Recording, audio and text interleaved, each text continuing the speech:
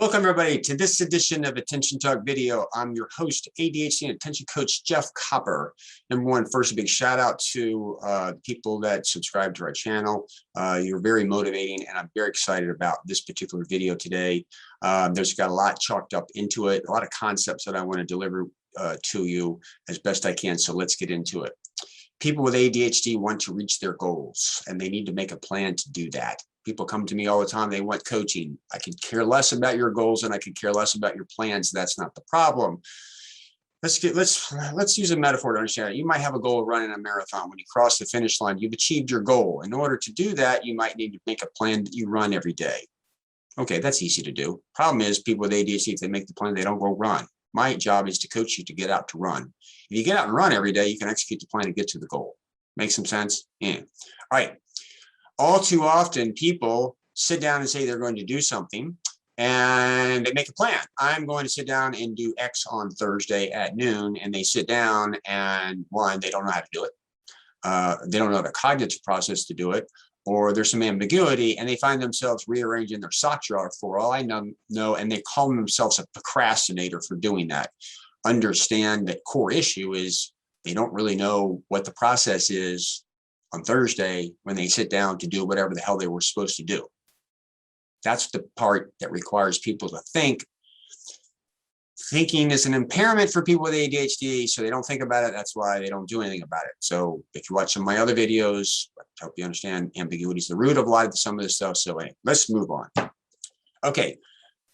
1990, it's a funny story. I'll spare you the details, but I sat down to send you Christmas cards out and I was going to write one of those letters where you talk about, like, this just feels not right. And I'm going to write a poem. So I have written a poem that recounts the year, my kids' years, every year since like 1990.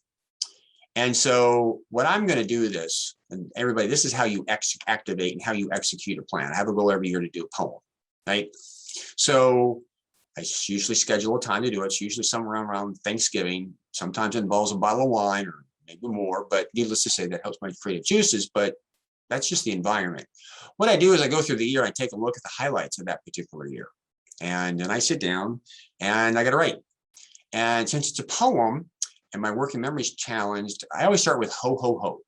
Ho, ho, ho, here we go. Ho, ho, ho, another year, you know. Ho, what rhymes with ho? I do it over and over in my head, right? Ho, ho, ho, pen and toe, with a year gone by, you know. Okay, that's how it works. Literally, I'm in my mind. Cool part is I'm doing this. I can have this transcribed, so I'm already writing this for this year. My son plays soccer for Division I soccer, and this year, well, I'm using this. They played Temple, and he scored. Okay, so let's see. I want to add that because it was an exciting highlight. In college, he does not have any pimple. No, because temple and rhymes with temple. So let's say, he scored a goal at Temple. He's old enough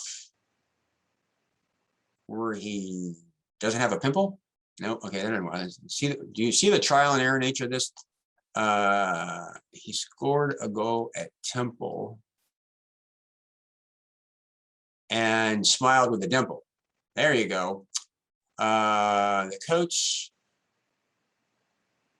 did rave as the other team caved. All right, there's a verse, right? Also, I'm a no tidbit fact of me. I saw Jimmy Buffett for the first time back in like 1980. Seen him every year in concert for 40 years till the COVID hit. This year, I scored some tickets to see him at Red Rock in Denver. Let's see. So Red Rock, that's always something I feature. So it's Red Rock. Saw Buffett without socks this year at Red Rocks. Now, understand is that I'm rhyming. I'm going around and around in my head in order to get this thing to put together. So I know that my cognitive process is to write down the highlights of every year, sit down in a relaxed environment, and on a trial and error basis, I'm running through that over and over and over and over and over until I just get a stream of consciousness to the page. Then I take it and I send it to my virtual assistant and say, fix this, and then scrub like the poorer verses, and then I'm done. What does this have to do with ADHD and all this kind of stuff? Most people come to me and they focus on an outcome and they don't think about how they're going to get there.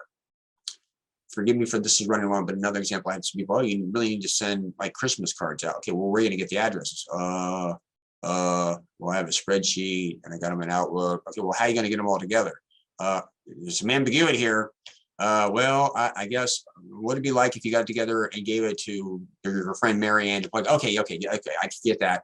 And then what do you do? Well, I need to get like, where are you going to get the cards? I guess I could get them off of Amazon. Okay, but understand that I'm talking through the steps that they need to do in order to figure out, in order to get the Christmas cards out.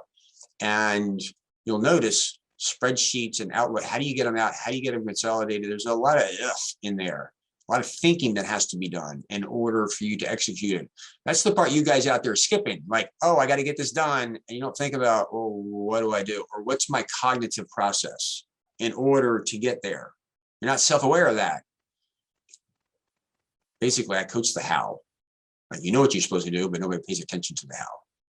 And what's this all about? You got to pay attention to your cognitive process, and you got to understand that you have to think through this stuff.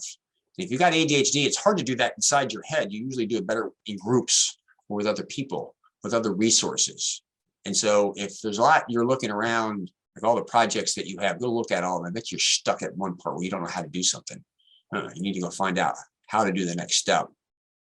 Probably not going to be able to figure that out in your head. So how is a verb. It has all the sequential steps. That's a big issue. And the question really is don't sit down and say, I'm going to write a Christmas poem at 11 o'clock on Thursday.